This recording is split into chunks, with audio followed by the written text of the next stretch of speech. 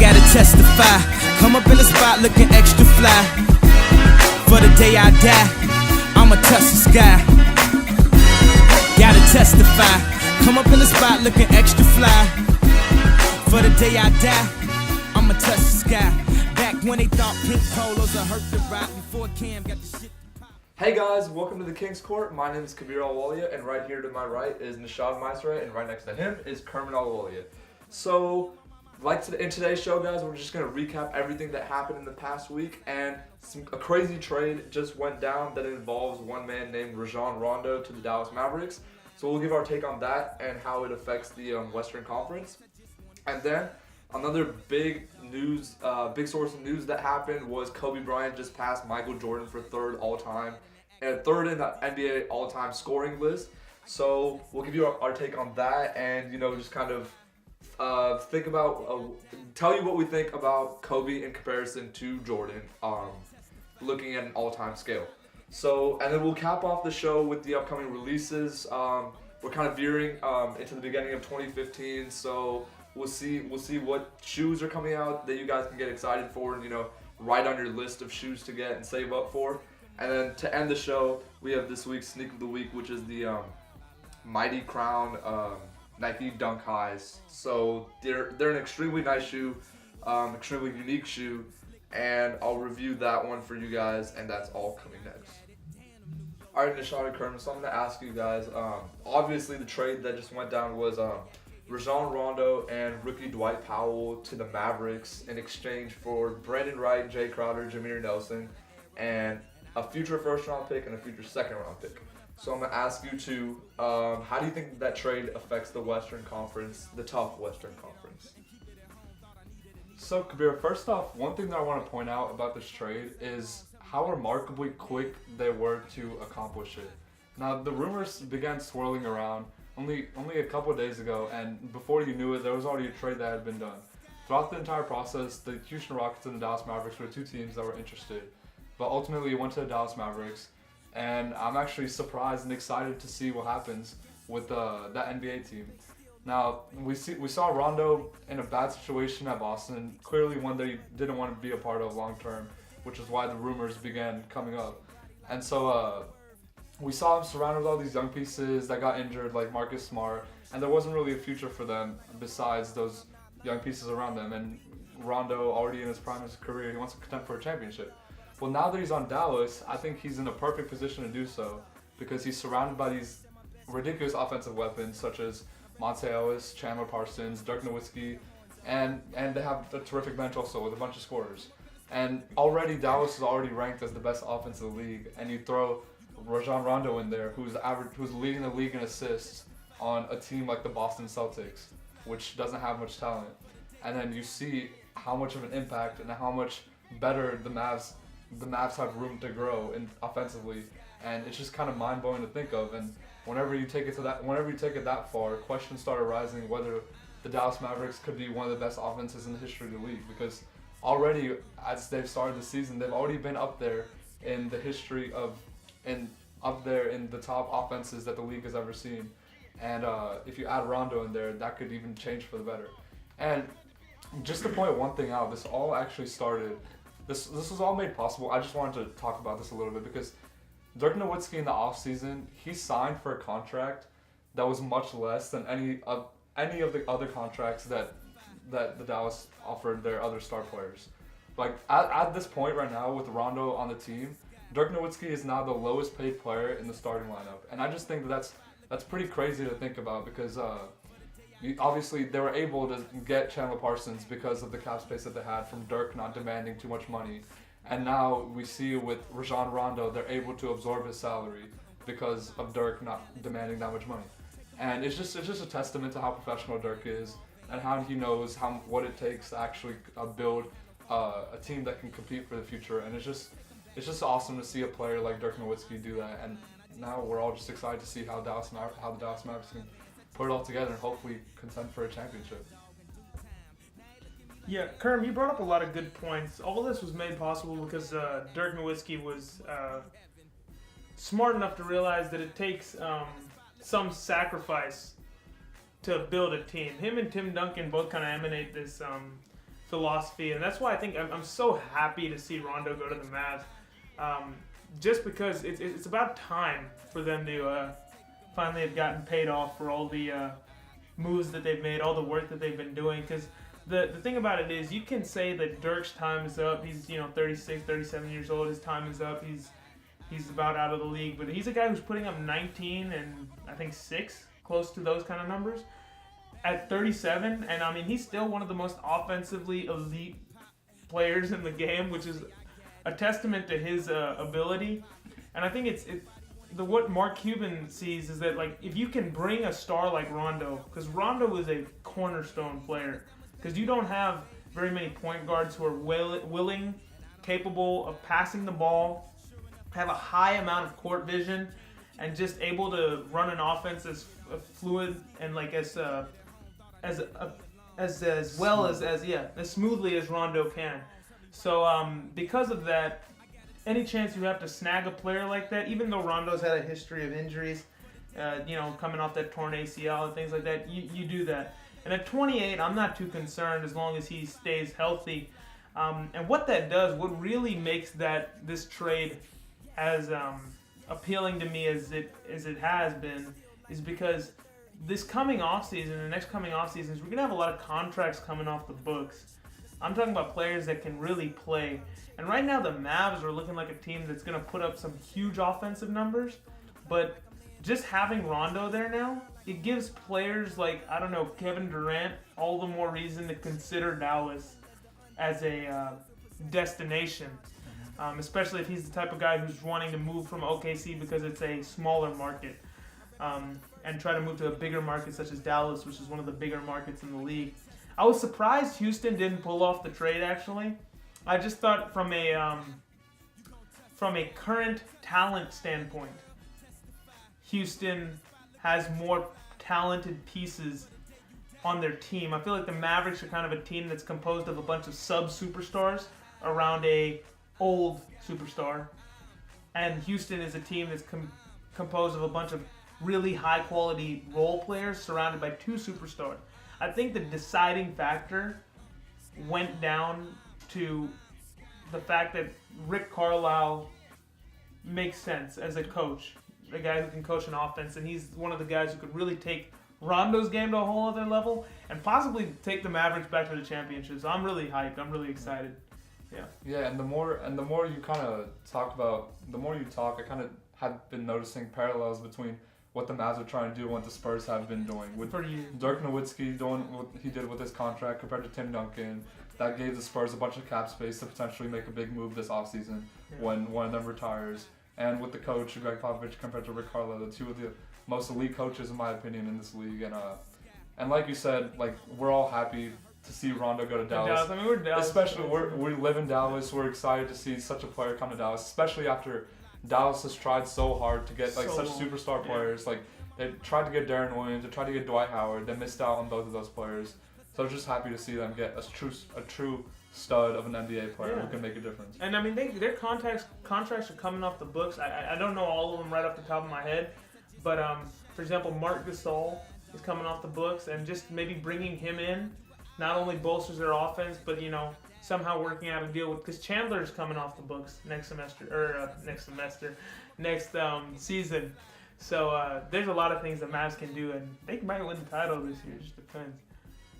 All right, so I noticed that both of y'all addressed the impact that this would have on the Dallas Mavericks. But both of you failed to answer the question that I asked y'all, which was how would this impact the Western Conference? And in my opinion, I mean, if you look at the projected playoff picture for the Western Conference from seeds 1 through 8, it probably goes, like, not in any order. The Warriors, the Grizzlies, the Rockets, the Clippers, the Spurs, the Thunder, the Mavs, and the Trailblazers. That's 8 right there. And in my opinion, all 8 of those teams can legitimately go to the championship or, the Western Conference Finals. Especially when you're playing against, if you're comparing them to Eastern teams, all these guys are significantly a better upgrade than seeds 1 through 8 in the Eastern Conference. So as far as, how it affects the Mavericks in the Western Conference, right now, or before the trade, I saw the Mavericks as sort of fifth to seventh seed in the Western Conference, but now I don't see them being like a first seed, but I can see them being like a second through fourth seed at best. Obviously, there's not gonna be any issues, but there's gonna be little growing pains with them. They'll kind of realize, although Rondo's an outstanding point guard who's really good at involving his teammates, he as a player will have to learn how to, being a point guard, how to understand Rick Carlisle's offense, and then through that, see how his game fits into that offense, and then kind of mold his way and get all the players involved. And that'll just take some time, like it will getting any other star on your team. So the Mavericks, I think right after All-Star break, towards the end of the season, will just start clicking, start rolling. I think that they'll make a couple more pretty good acquisitions, free agent acquisitions. Maybe Jermaine O'Neal, since they gave up Brendan Wright, they need a backup big.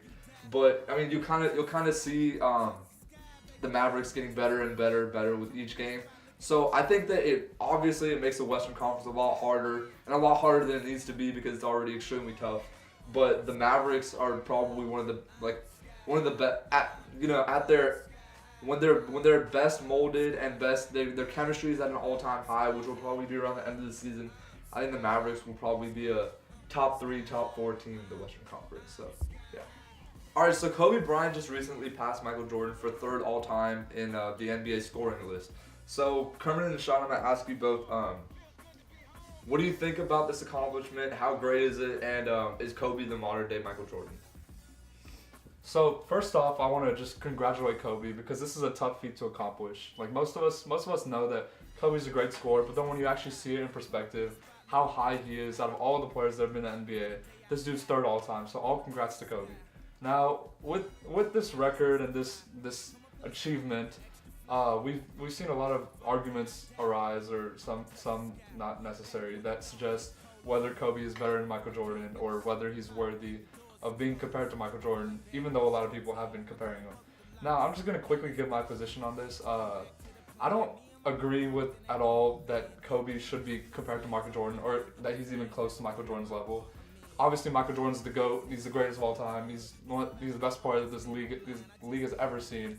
And my reasoning for this is because Kobe Bryant, if you remember, 3 of his rings were of a direct result of having Shaquille O'Neal as his sidekick. Not even his sidekick. Shaquille O'Neal was the Batman, Kobe Bryant was the Robin. Shaquille O'Neal was the alpha dog on that team.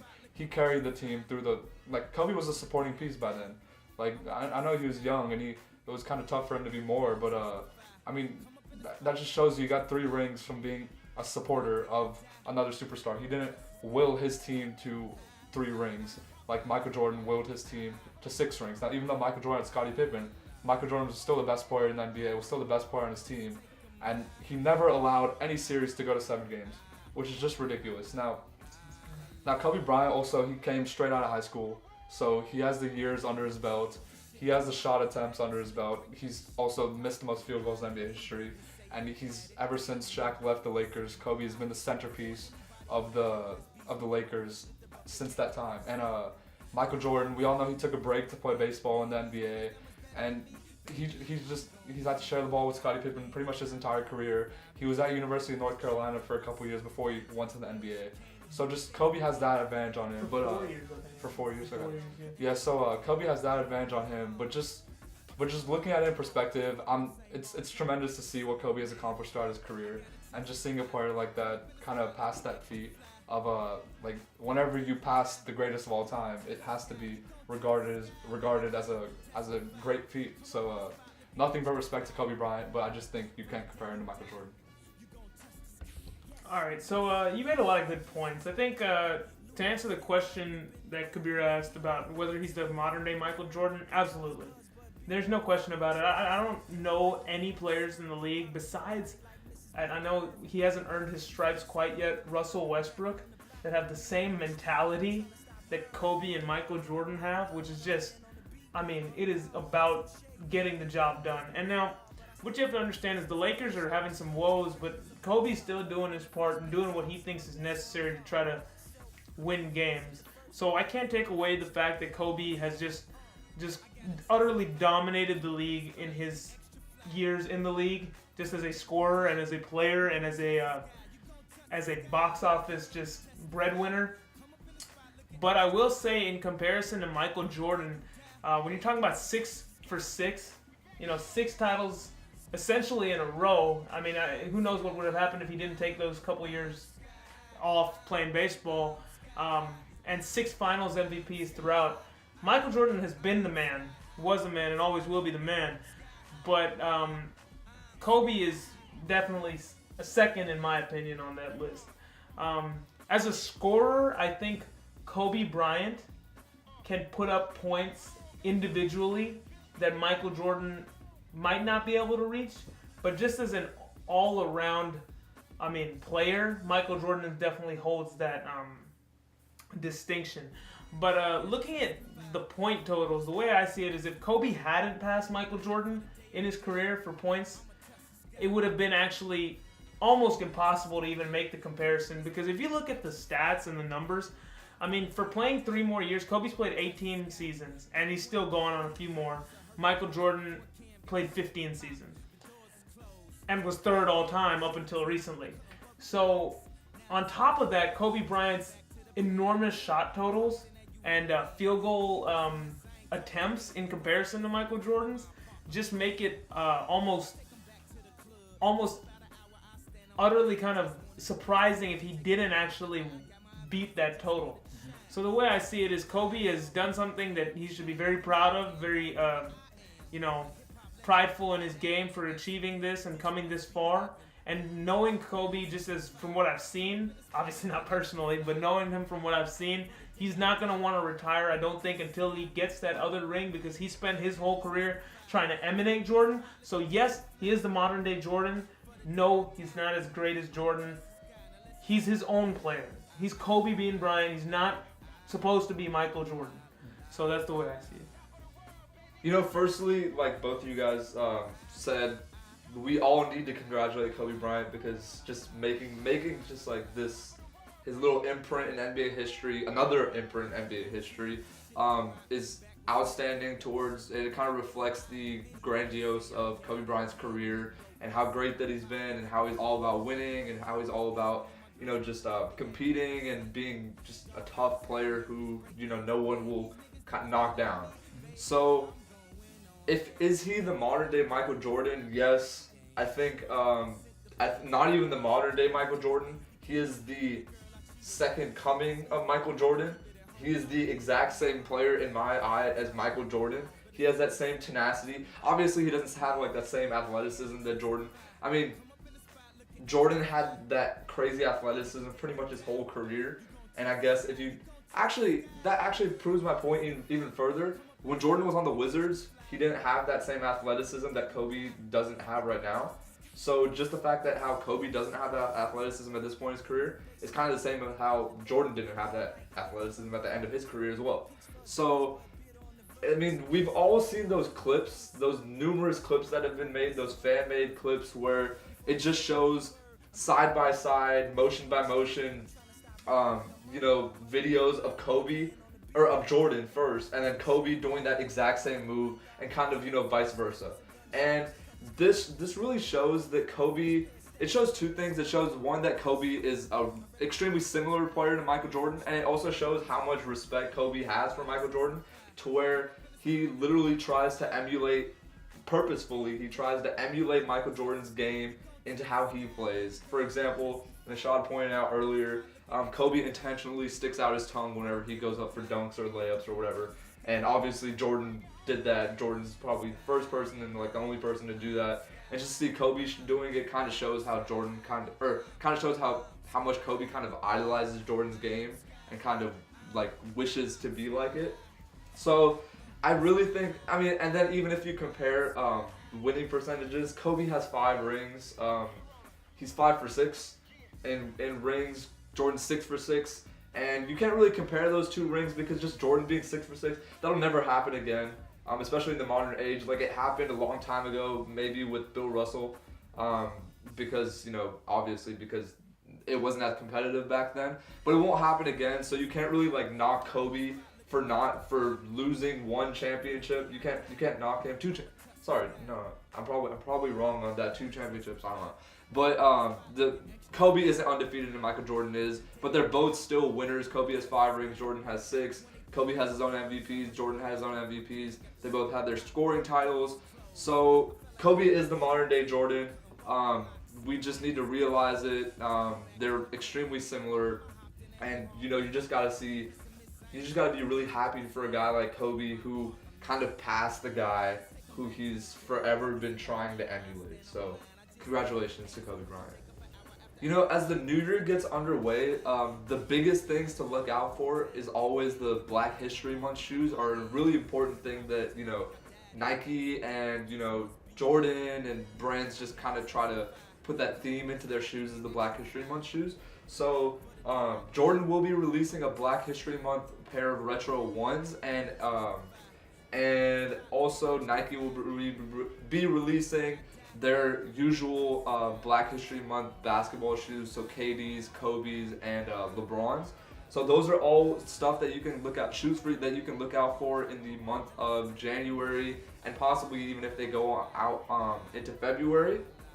But just looking down the line, you have the remastered collection, which is expected to, more and more expected to drop as the months and weeks progress. Jordan already has those on their calendar, which you guys already know.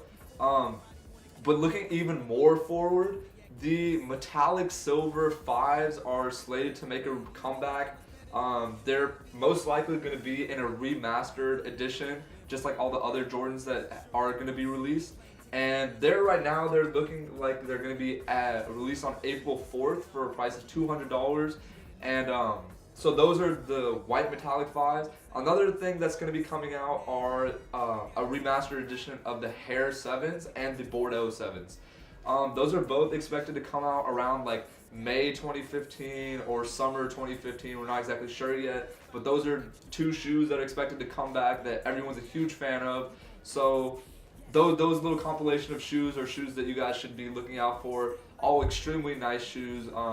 And I'm going to be making my picks about which ones that, I'm going to narrow down my list about which ones I want. And, you guys should too. All really nice shoes. So, yeah. Alright guys, so now to cap off the show, we're gonna, get to the sneak of the week right here, which I'm actually pretty excited about. These are a shoe that the majority of people are not aware of at all, and they need to be aware of them because they're like an extremely awesome conceptual shoe. They're called the Mighty Crown Nike Dunk Highs, and they're a really quality shoe. I'll show you guys. They're for people who like, kind of like the what the editions, like what the LeBrons, what the Dunks, what the KDs, what the Kobe's, all those. You'll kind of like these because they kind of have. The thing about these shoes is that they have a different material on every single panel of the shoe. So I'll go over that for you guys. I'm gonna start with the left shoe right here. The first thing that you have, firstly the shoe is all black, which is extremely nice. You like that murdered out look. The tongue, on the tongue, both of them, it has, a red tab for Nike, and I think that's a really cool accent. It kind of gives the shoe like a designer shoe type of look, which I'm a huge fan of. So I'm gonna start right here. Right here where the Nike sign is, it's surrounded by like a bamboo type material. So that's over there. The Nike sign itself is croc skin, and then this panel is elephant print, so you can already see the diversity that the shoe has just on one face. And then right here in this corner, which kind of stretches around the toe, is pure suede. It's extremely soft, feels really good. Before I get to the rest of the shoe, the midsole is consistent all around. There's no like pattern changes, but it's just a standard black midsole. So I'll go around right here. The front of the lining of the toe is suede. The toe box itself is, I guess I'd classify it as snakeskin. It's a little less defined than snakeskin. It's more smooth, but it kind of looks like snakeskin, so I'll just call it that. The laces are black, but they're not straight black. They're kind of like polished and kind of have like a glossy, almost like leathery look to the laces, which looks really cool. The tips of the laces, they have gold tips, which also adds to that kind of like designer-esque kind of shoe look or whatever. The tongue of the shoe, this one is nubuck. It has nubuck on it, and then the actually the tab where the Nike sign is, the Nike logo is actually croc skin as well, red croc skin, which is really cool. And down here, there's a crown that kind of came with it, a crown, thing to go around the laces. And I thought that's cool accent.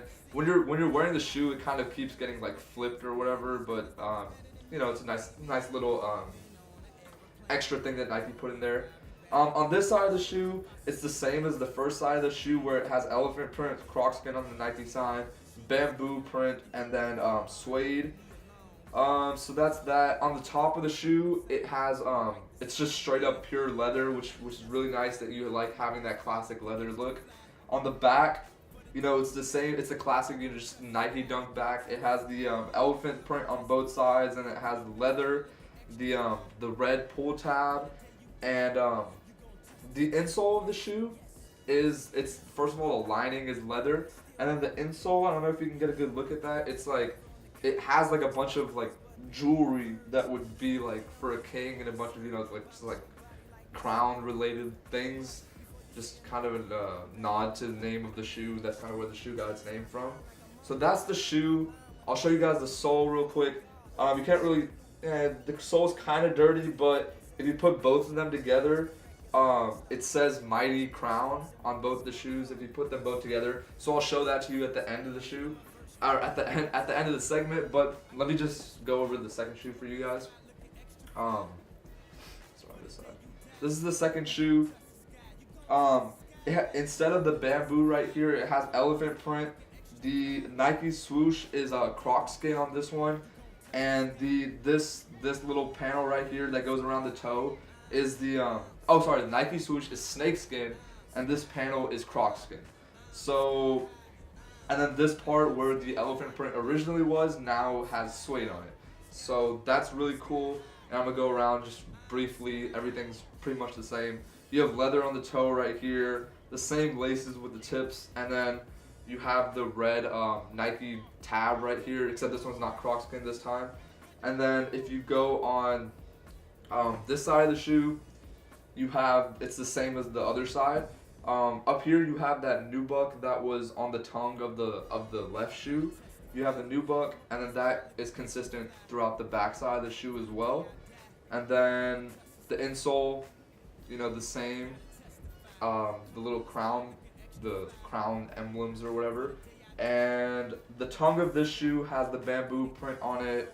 So that's the shoe. And then the sole of the shoe, I'll put them together.